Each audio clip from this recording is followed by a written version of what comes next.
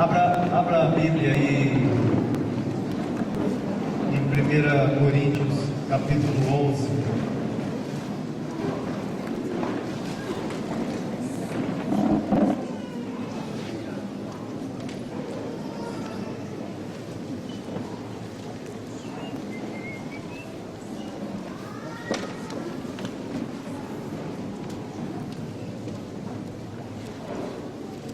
Nós vamos ler esse texto aqui de Coríntios 11, do versículo 17 até o versículo 34.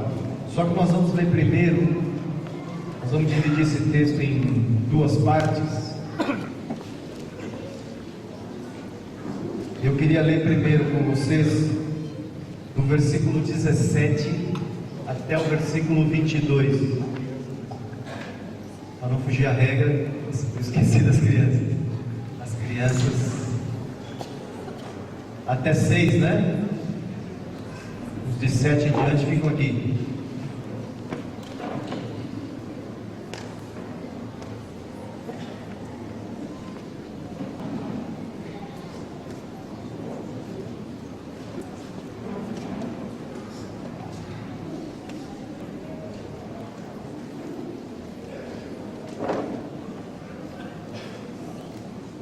Eu penso que é melhor nós lermos em duas vezes esse texto, o texto que vai do 17 ao 34, nós vamos ler primeiro até o 22, por quê? Porque eu entendo que tem duas coisas aí. Primeiro, quando Paulo escreve a igreja de Corinto, a carta a quem é endereçada, a palavra a quem é endereçada, essa carta, a igreja em Corinto, Paulo, primeiro, ele faz correções. Havia um comportamento dos irmãos ali, algo que estava acontecendo na igreja ali em Corinto, na cidade de Corinto. E Paulo, primeiro, antes dele abordar o assunto, a ceia do Senhor, ele faz algumas correções, explicando a eles o que não era a ceia do Senhor.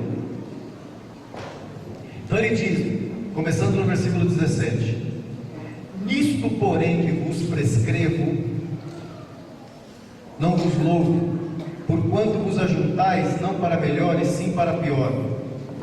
Porque antes de tudo, estou informado a haver divisões entre vós, quando vos reunis na igreja, e eu em parte o creio. Porque até mesmo importa que haja partidos entre vós, para que também os aprovados se tornem conhecidos em vosso meio. Quando, pois, vos reunis no mesmo lugar, não é a ceia do Senhor que comeis, porque ao comerdes, cada um toma antecipadamente a sua própria ceia, e há quem tenha fome, ao passo que há também quem se embriague.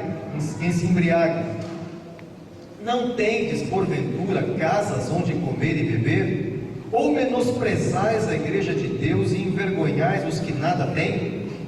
O que vos direi? Louvar-vos-ei? Nisto certamente não vos louvo. O que acontecia em Corinto? Bom, amados, me parece que havia um costume, quando você lê a história, todo esse contexto, o que acontecia em Corinto, que os irmãos, ao se reunirem, cada um levava, como nós estávamos falando no começo do encontro aqui, e até a irmã agora ali de Salvador, a Rizomar, lembrou isso, de que cada um levava como se o encontro da igreja fosse uma festa. Na verdade é uma festa espiritual, e cada irmão deve trazer uma parte, um pratinho com algo para nós desfrutarmos juntos, em comum. Só que lá não era só uma questão espiritual, os irmãos de fato levavam alimentos, e os irmãos comiam juntos, compartilhavam aqueles alimentos. Eles chamavam, a história chama isso de festas ágape, ou festas de amor. Era um costume entre eles, esse tipo de coisa. E a coisa vem até os nossos dias, né? E nós temos esse costume de quando em quando, nós gostamos. Você já reparou o tanto que nós falamos de comida? O assunto que nós mais falamos entre nós, e me incluo, é comida. Nós estamos comendo, almoçando, jantando, tomando café da tarde, da manhã, e daqui a pouco alguém começa a lembrar: rapaz, você já comeu tal coisa assim, assim? Você sabe como é que faz tal prato? Rapaz, eu comi uma costela de porco, de boi. Não, mas eu faço uma costela assim, eu faço assado, eu faço de um jeito, eu faço do outro. E nós estamos sempre conversando de receita, e aqueles, então os sujeitos aí metidos aí, cozinheiro e tal, né? Assim como o Marcelo é médico, mas é metido a ser cozinheiro. Alguém disse para ele, eu tenho dito para ele: Marcelo, a cigana enganou você, cara. Quem falou para você? Mas ele pode que ele está lá na cozinha e tal. E essa semana até tive fazendo um trabalho para ele lá, instalando os acessórios lá no banheiro dele. E aí o meu pagamento lá é em comida, né? Quando eu não deixa de ser, ele não me paga em dinheiro. Então enquanto eu trabalhava, ele montava a mesa, né? Eu acabei de trabalhar e queijinho, né? Depois fomos degustar um bom vinho, aquela coisa. Então, de modo que nós estamos sempre falando de comida, toda hora. Acabou de almoçar, estamos falando de comida, né? Sobremesa, ou seja, e não era diferente entre eles. Sempre que se reuniam, tinha um negócio de uma comida. Qual era o problema? O problema era a comida? Não. Qual era o problema? É que na igreja havia os irmãos que tinham mais condições, que tinham mais posses, que tinham uma condição melhor. Os irmãos levavam a comida caprichada, muito boa, em abundância. Mas qual era o problema? O problema é que esses irmãos levavam, os irmãos que tinham mais condições lá em Corinto, eles levavam e eles mesmos comiam e não repartiam com os demais, em particular com os irmãos pobres, com os irmãos que tinham menos condição. E às vezes Paulo chega, e me parece que tinha alguns irmãos ali, pelo dizer de Paulo aqui, vocês analisando o texto, me parece até que tinha irmãos que não tinham condição de levar absolutamente nada, e que dependiam daquilo que os outros irmãos iam levar para poderem comer. Só que o que acontecia? Os ricos levavam muita comida, só que não repartiam com os demais. Comiam muito, comiam tudo e comiam muito. E essa é uma das correções que Paulo fala. Porque você vai ver lá na frente, Paulo fala assim: vocês não têm casa onde comer? Você quer comer? Coma na tua casa. Você veio para cá, você trouxe essa porção, reparta com teus irmãos. E Paulo diz: espere uns pelos outros para comer. Não há nenhum problema em comer, mas reparta com teus irmãos, deixe que eles participem. E tanto é que Paulo diz aqui, nesse texto do 17 ao 22, fala que alguns comiam demais e que outros chegavam a ter fome, porque não conseguiam comer nada. Quando chegava, a turma já tinha comido tudo. E Paulo chega a dizer que tinha alguns que se embriagavam. E é por isso, nesse contexto, que Paulo diz, no versículo 20: quando, pois, vos reunis no mesmo lugar, não é a ceia do Senhor que vocês estão comendo. Por que Paulo diz isso? Que não era a ceia do Senhor que eles estavam comendo? Por causa dessa falta de cuidado, de zelo com os demais. E porque havia divisões entre eles, Paulo fala. Você vê nesse contexto aqui, ele já começa falando isso, que havia divisões e partidos entre eles, disputas entre eles. E nesse ambiente, você consegue imaginar a ceia do Senhor nesse ambiente? Pois é, nem eu nem você nós conseguimos imaginar, mas os irmãos lá em Corinto pensavam que estavam partindo pão, com tudo isso. Você pode imaginar, entre nós estamos reunidos, os irmãos, nós marcamos aí um jantar juntos, um almoço juntos, vamos passar o dia juntos, que nem ontem foi um tempo muito agradável com os irmãos lá de Ermelino, e essa coisa de cada um levar um pouquinho, nós fizemos uma festinha lá, cada irmão trouxe um pouco de comida, mas antes, o que nós fizemos? Tinha lá a ceia do Senhor, colocamos a mesa, e tomamos a ceia do Senhor e lembramos a morte e a ressurreição do Senhor ali. Então, Paulo faz uma correção. Imagina que nesse espírito que estávamos ontem lá, o Eliseu lembrou a palavra do Senhor, lembrou a morte de Jesus, outros irmãos lembraram. Imagina que entre nós ali houvesse divisões, competições, ciúmes, partidos entre nós. Imagina, e depois pegar o pão, o cálice, comer e beber. Você fala assim, verdadeira loucura. E é por isso é que Paulo diz que quando eles se reuniam, não era a ceia do Senhor que eles estavam comendo, porque havia divisões entre eles. Ele chega a dizer no finalzinho do versículo 21, não tendes versículo 22, perdão, não tendes porventura casas onde comer, ou menosprezais a igreja de Deus e envergonhais os que nada têm? Quando nós agimos, nos reunimos, e há esse espírito de disputa, de divisão, de não esperar uns pelos outros, de não repartir o que temos, o Senhor diz que nós envergonhamos, menosprezamos a igreja de Deus. A ceia tem esse aspecto, um dos aspectos da ceia. Não é o aspecto principal, e sobre ele eu quero falar mais adiante. Mas um dos aspectos da ceia, ela é falar da nossa comunhão, está relacionada à nossa comunhão. Lá em capítulo antes desse, 1 Coríntios 10, Paulo fala que nós somos um só pão. Apesar de sermos muitos, mas somos um único pão. Esse é um aspecto da ceia, fala da nossa comunhão.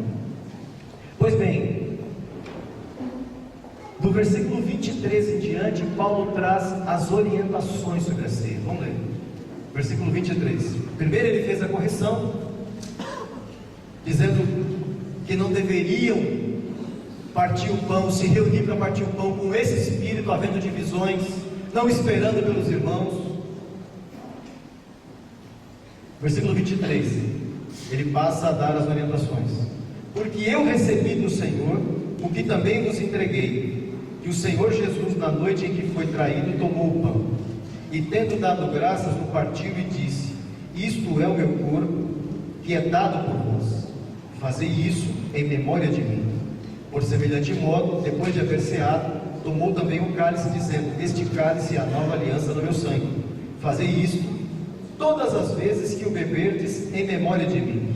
Porque todas as vezes que comerdes este pão e beberdes o cálice, anunciais a morte do Senhor até que ele venha. Por isso, aquele que comer o pão ou beber o cálice do Senhor indignamente, será réu do corpo e do sangue do Senhor. Examine-se, pois, o homem a si mesmo, e assim coma do pão e beba do cálice. Pois quem come e bebe sem discernir o corpo, come e bebe juízo para si. Eis a razão porque há entre vós muitos fracos e doentes, e não poucos que dormem. Porque se nós nos julgássemos a nós mesmos, não seríamos julgados. Mas quando julgados, somos disciplinados pelo Senhor, para não sermos condenados com o mundo. Assim, pois, irmãos meus, quando vos reunis para comer, esperai uns pelos outros. Se alguém tem fome, coma em casa, a fim de não vos reunirdes para juízo. Quanto às demais coisas, eu as ordenarei quando for ter convosco. Tinha mais coisa que Paulo queria falar, só depois eu converso com vocês pessoalmente. Amados, já faz alguns anos que o Senhor tem nos trazido algumas orientações a respeito da ceia e da importância dela. Eu me lembro, alguns anos atrás, numa conversa, foi até na casa do Clemente, quando o Clemente morava aqui no Jardim Roberto, o Mário estava conosco, e o Mário nos falou sobre a ceia do Senhor e a importância da ceia. Naquela época, Mário falou, usando aquele texto de Atos, capítulo 2, versículo 42, ele nos falou que nós perseverávamos na doutrina dos apóstolos, perseverávamos na comunhão, perseverávamos na oração, mas ele não nos via perseverando no partir do pão. E o Mário falou assim: não me parece tomar ceia uma vez por mês, não me parece que nós podemos usar denominar essa prática de perseverar no partir do pão. Aí o Mário estava nos dizendo que ele entendia que o correto seria, a cada encontro da igreja na casa, e a igreja se reunia nas casas naquela época, a cada encontro da igreja na casa, esses irmãos partiam o pão. Na verdade, o encontro da igreja era para partir o pão. Esse era o objetivo do encontro. E por causa disso, os irmãos se reuniam e falavam de Jesus. Amados, e fizemos na época, eu me lembro que nós Dentre as tradições que nós tínhamos essa de ter a ceia uma vez por mês. Nós fazíamos isso. E eu lembro que naquele ano, a partir dali, nós fizemos uma correção, trouxemos uma orientação aos irmãos. E você vê que a tradição estava tão enraizada em nós, que uma das preocupações que surgiu entre nós naquela época é: mas não vai ficar monótono a ceia toda semana? Amados, alguém já participou aqui de uma ceia monótona? Eu ainda não. Ainda não. De uma ceia que foi monótona. Então, ou seja, fizemos a correção e seguimos, graças ao Senhor, dali em diante, a cada semana, a cada encontro da igreja na casa, partindo o pão. Isso tem sido uma bênção, e nós queremos aqui hoje, nós já temos falado no último encontro, no finalzinho da palavra que o Hélio compartilhou conosco. Hélio abordou esse ponto, depois eu fiz um acréscimo a respeito disso, mas entendemos que era bom repetimos essa palavra claramente para todos os irmãos. Conversamos isso com os líderes sábado passado no retiro, mas entendemos que era importante dizer a todos os irmãos. Nós vamos seguir nessa prática e queremos aqui fazer algumas observações e algumas correções quanto a essa nossa prática, que agora podemos aí dizer que nós estamos perseverando no partir do pão, mas há necessidade de alguns ajustes, de algumas correções. Amados, há alguns anos atrás, irmãos dirigidos pelo Senhor, isso foi uma bênção e é uma bênção, fizeram alguns cânticos e falavam da comunhão. Como é precioso, irmão, estar bem junto a ti, e pagaremos o preço de sermos um só coração do Senhor. Enfim, vários cânticos. Uma família sem qualquer falsidade. E nós sempre cantávamos essas músicas quando? Normalmente na ceia do Senhor. É verdade que a ceia do Senhor traz esse aspecto, traz a nossa lembrança, a nossa comunhão, o nosso relacionamento? Sim, é verdade. Mas, amados, me parece, e nos parece, que sem nós querermos, ficou uma ênfase demasiada na comunhão. Amados, ainda que esse seja um dos aspectos, uma das verdades que a ceia traz, falarmos que somos corpo, falarmos do relacionamento entre nós, das juntas e ligamentos, do vínculo que há entre nós, do compromisso que há entre nós, do cuidado mútuo, ainda que a ceia lembre isso, fale isso, mas essa não é a verdade central da ceia. Qual a verdade? Obrigado. Qual a verdade central da ceia? Qual é a coisa mais importante que a ceia traz? Qual é a razão da ceia, nós podemos dizer? Porque quando você vai para... E você sabe que no que diz respeito a essa questão de prática, há irmãos que chegaram a substituir, falando que a ceia era uma refeição, que ela era sempre tomada em meio a uma refeição. Há irmãos que chegaram a substituir elementos. Não, a ceia do Senhor, nós trazemos a comida, nós comemos, e esta é a ceia do Senhor. Não, eu me lembro que eu estava junto com o próprio Mário, eu me lembro que eu estava junto com o Mário, e o Mário fez uma correção a alguns irmãos. Não, queridos, nós não podemos jamais substituir o pão e o vinho. Ceia do Senhor é pão e vinho. A nossa ceia pode ter peru, pode ter costelinha, pode ter arroz, feijão, farofa, pode ter um tanto de coisa. A ceia do Senhor é pão e vinho. Amém? Não podemos substituir. Ou seja, a verdade, nós estamos falando aqui da verdade central da ceia. Qual é a verdade mais importante pela qual nos reunimos? Ainda que haja alimento, ainda que comamos juntos, e ainda que falemos de nossa comunhão e do relacionamento entre nós, mas qual é a verdade central da ceia? Quando você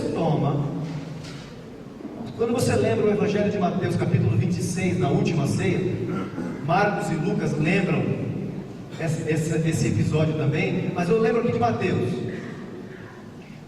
O texto fala assim: enquanto comiam, ou seja, tinha comida ali, eles estavam, tinha mais do que pão e vinho, tinha comida.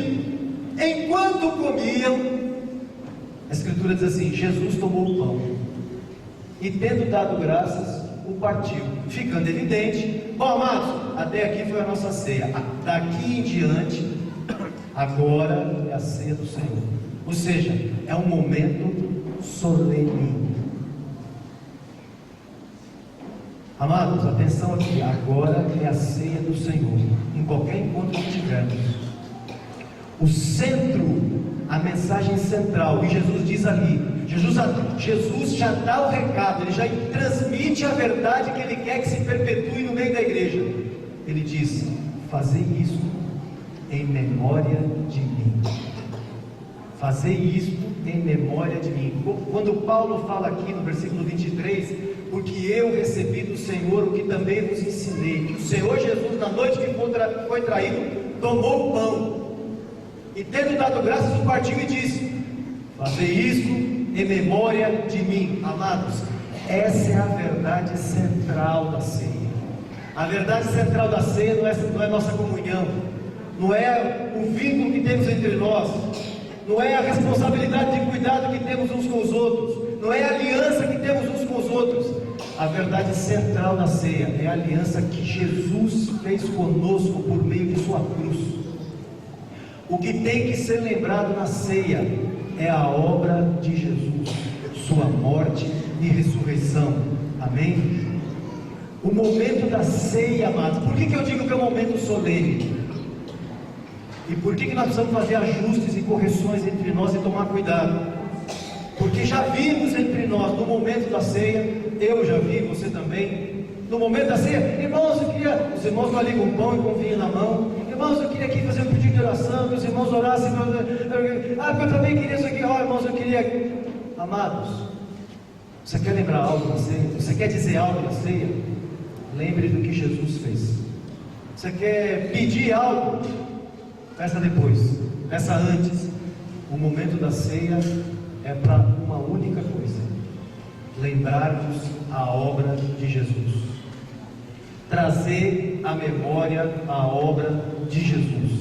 Ainda que seja muito importante nossa comunhão, ainda que seja tremenda a obra de ter nos unido, de ter criado juntas e ligamentos entre nós, a verdade mais importante a ser lembrada na ceia é a morte e ressurreição de Jesus.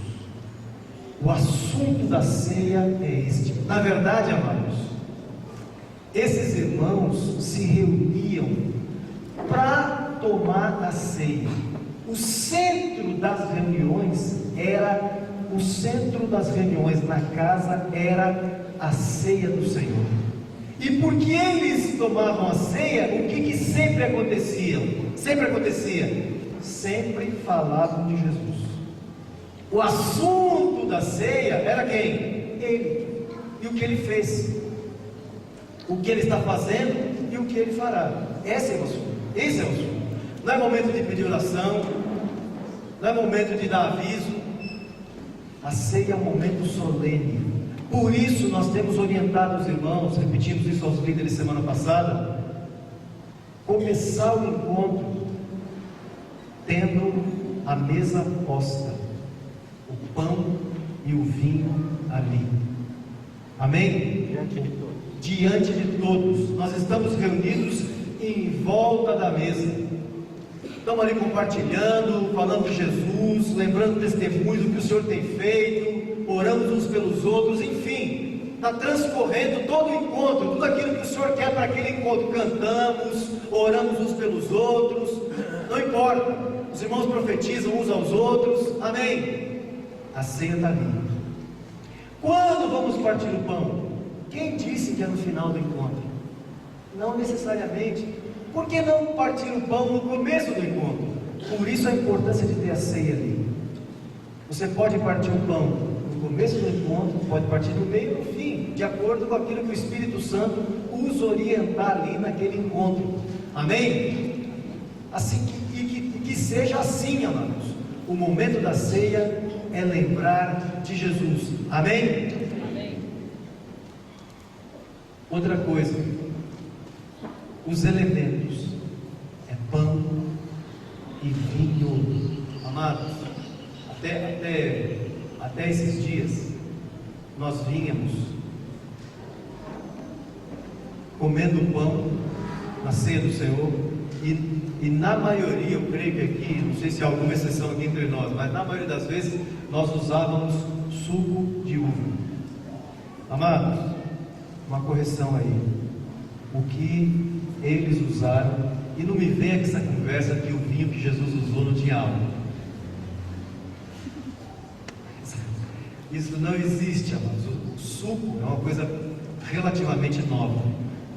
O que Jesus usou era vinho. Tinha álcool? Com certeza. Com certeza. Qual é a prova disso? Paulo diz lá no texto que nós acabamos de ler que tinha alguns que faziam o quê? Ué, suco de uva embriaga? Suco de uva, o máximo que pode dar é dor de barriga, uma diarreia no sujeito, mas se tomar demais, né? Dependendo da qualidade do suco. E tem alguns por aí que Deus me livre, que a Fanta uva é melhor. Eles usavam vinho. Aí, antes que vocês falem, eu já vou antecipar algumas perguntas. Mas João, eu estou tomando um remédio. Dentro do meu conhecimento de medicina, o companheiro é médico, entendeu? Então a gente vai sempre troca umas figurinhas assim, né? Eu ajudo ele assim.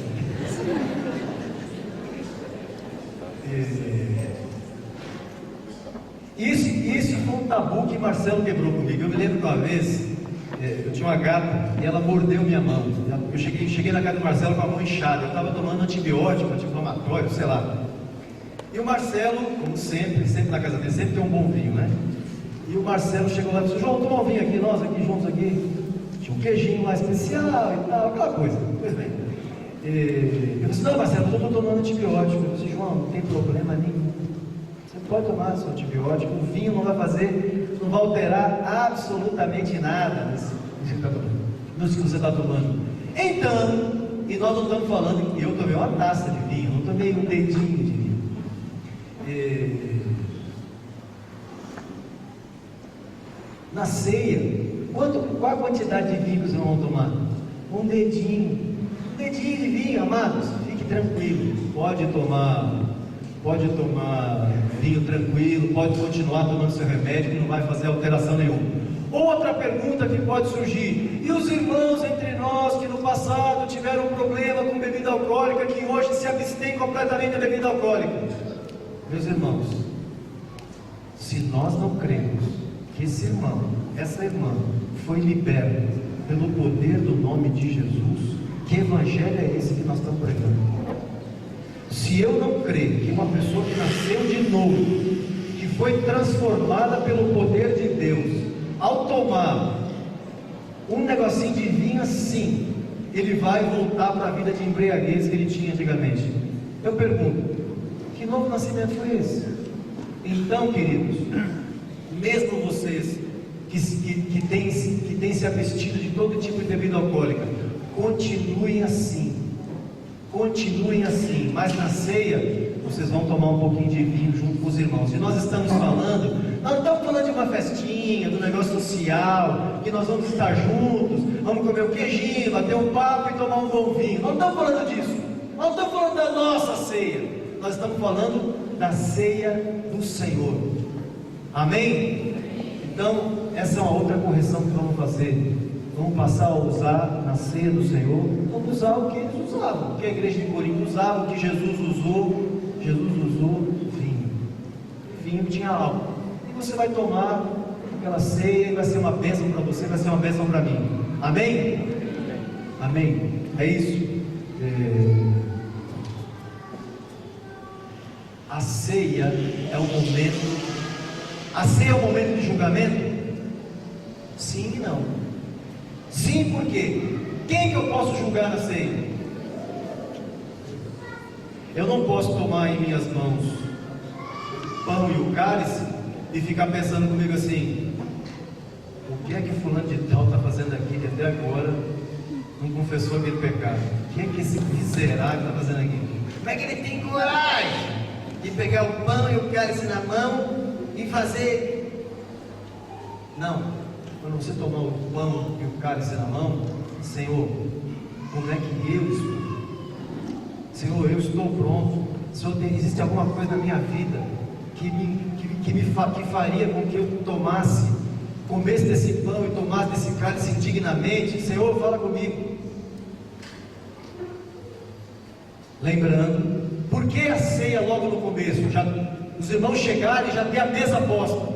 Os irmãos que recebem a igreja na casa, já deixa a mesa pronta, meu irmão. Os irmãos vão chegando e já vão vendo a ceia ali.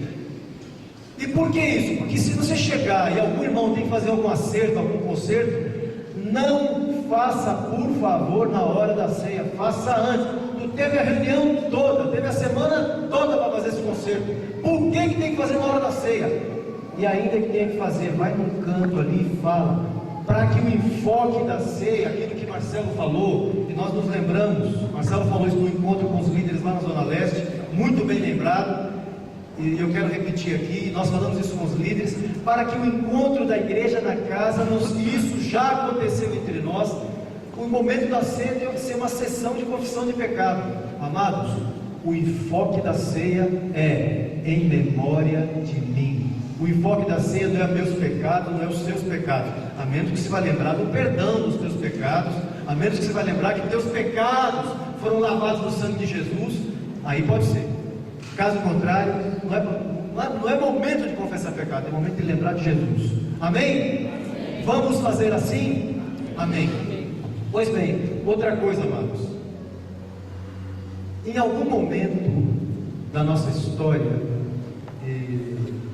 se nós desenvolvemos uma prática, eu não sei os irmãos aqui, mas a maneira como nós sempre partimos do pão, cada irmão recebia o pão, todos eram servidos, não é? E depois que todos eram servidos do pão e do cálice, todos esperavam uns pelos outros, e nós comíamos e bebíamos juntos. Amém? O que temos, a ceia era algo individual. Você percebe que aqui no texto, quando ele fala, examine-se a si mesmo. Depois no versículo 34, lá no finalzinho, 33, 34, ele fala, porque se nos julgássemos a nós mesmos, examinar e julgar a si mesmo, o enfoque da ceia, a ceia está falando de você e Deus. Eu pergunto, depois de alguns anos, entrou um negócio entre nós assim, esse negócio de partir o pão uns com os outros, de botar o pãozinho na boca. Amados, eu não sei vocês, mas quantas vezes eu quis comer o pão sozinho, eu não conseguia. Eu pegava o pão ali, eu que estava ali orando, e aí daqui a pouco vinha um, e botava o pão na minha boca, e a outra, eu não conseguia comer sozinho. E quando não vinha pão com perfume, quantas vezes eu comi pão com gosto de maquiagem, de creme hidratante que estava na mão das irmãs, porque antes de colocar na boca ainda vinha assim, sabe, João, eu queria falar, e amassando o pão, eu só olhando aquele pão, e quando eu botava na boca, você imagina, eu sentia o gosto do creme, claro, eu estou exagerando um pouquinho, não é? Você sabe que não. Quem aqui já comeu pão com gosto de perfume? Foi só eu? Tem alguns aí. Eu amassar o pão e comer o pão com gosto. Amados, eu sei que as irmãs, só uma brincadeira, por favor. Eu lembro que chegou um tempo que a irmã vinha partir o pão comigo e eu falei assim, querida, você vai dar esse pão para mim? Não, por favor, deixa ele quietinho na sua mão. Não amassa não. Já que eu vou comer, né, então não é você que vai comer, deixa o meu pão quietinho aí. Não amassa não. Pois bem, era um tal de botar pão na boca um do outro e tal. Amados, não me parece que era isso que eles faziam em Corinto. Me parece que o que eles faziam em Corinto, cada um pegava um pedaço de pão. Essa câmera, vou ficar aqui quietinho. Eu elegi mais um chato na semana passada lá no Retiro, o Gian, porque depois que inventaram esse negócio dessa câmera, tudo você tem que fazer, não pode fazer mais nada, porque tem que ficar de uma câmera. Pelo amor de Deus, mas vamos seguir. Amados, a Escritura, me parece que a prática de Corinto aqui, cada um pegava o pão, esperava todos serem servidos e cada um comia individualmente. Eu não vejo aqui, não vejo lá em Mateus 26, nos Evangelhos, esse negócio de ficar pondo pão na boca um do outro. Mas peraí, João, então é proibido? Não, absolutamente não. Se os irmãos quiserem fazer, não é pecado para você querer partir o pão com outro irmão, por favor, mas saiba, é bom que saibamos, sejamos honestos conosco mesmo, que não era isso que eles faziam. Não há nenhum problema eu fazer, mas se você for fazer, querido, faça, não por hábito, faça não por um modismo que foi colocado entre nós, faça por uma direção do Senhor. Você quer ir lá e partir o pão com o irmão, amém? Mas se não, o pão é para você pegar e comer você e Deus. Mas o discernir o corpo, quem disse que discernir o corpo é botar pão na boca do outro irmão? Quantos em pecado colocaram pão na minha boca e na sua, e anos depois confessaram o seu pecado?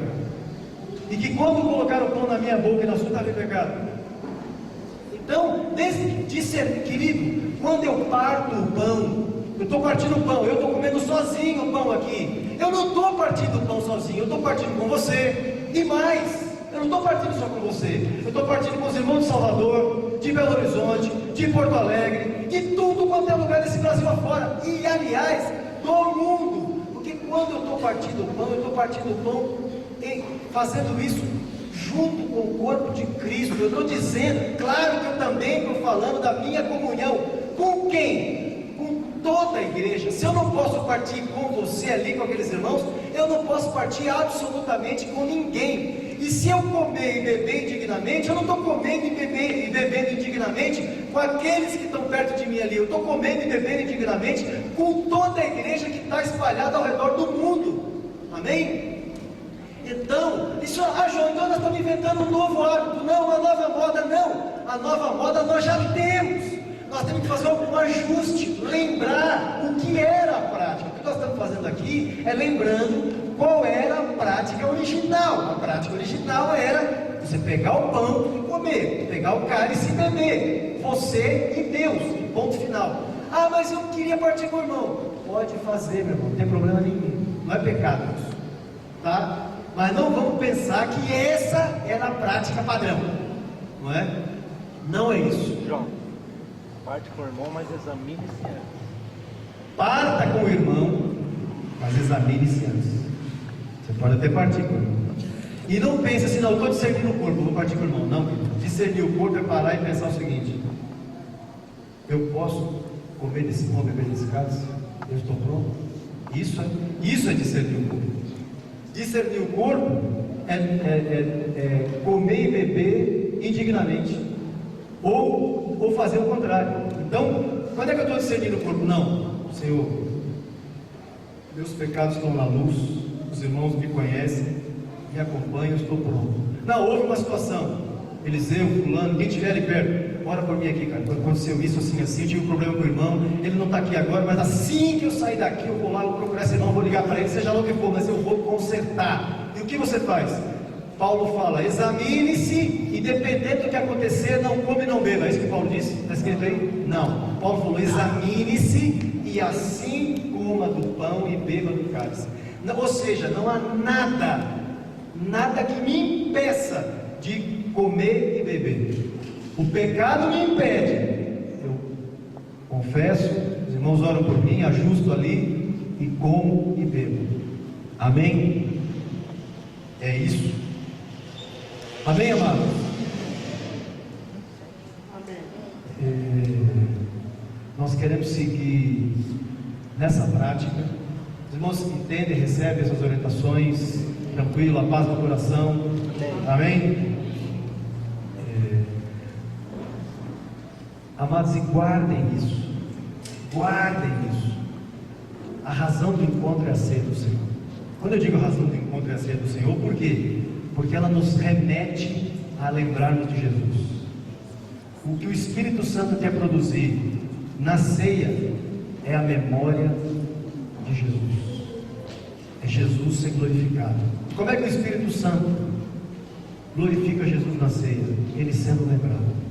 Quantos homens, amados, nesse mundo, homens ilustres segundo o mundo, fizeram grandes coisas e ele nunca vai ser esquecido, e o nome já foi embora.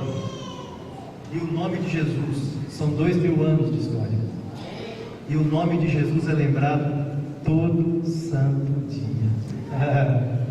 Amém? A ceia do Senhor tem esse objetivo: lembrar da obra de Jesus. Amém? Espírito Santo, guarda só um pouquinho, João. Espírito Santo, grave essa palavra no nosso coração. Amém. Grave essa palavra no nosso coração. E ajuda-nos, à medida que caminhamos e que vamos praticando a ceia do Senhor. Ajuda-nos a perseverar nela, no nome de Jesus.